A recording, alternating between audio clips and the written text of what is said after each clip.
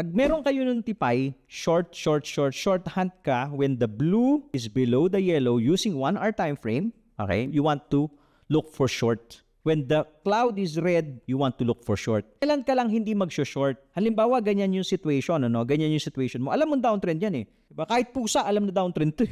So you want to look for short. Okay, kailan ka lang hindi mag-short? So alam mo na, meron ka ng criteria dahil may tipay ka. Kailan ka hindi mag-short? Kapag ka overextended yung decline. Ano po yung overextended yung decline? Something like this. No? So ito po, ha? Makikita mo to overextended. Lumayo na masyado yung price dun sa blue. You don't short kung may ito nga, buti nga ito, walang lumabas na short eh. Okay, may mga times may lalabas na short dyan sa ilalim. You don't go short pag masyado na siya malayo. Low probability trade yun eh. Diba? Saan ka pupunta? Pwede ka ba mag-long? Your counter trading, posible rin. Okay? Posible rin. As long as ma-identify mo na nasa support area ka. Tulad po yan. Diba?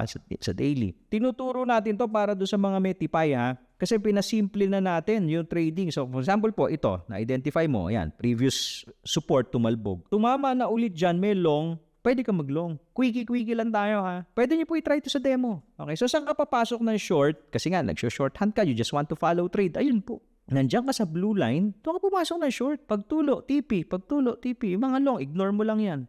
Saan pa short? Ayun, short. Pagtulo, TP. Ito, medyo malayo na to. Pwedeng hindi ka na mag-short dito. Malayo na siya.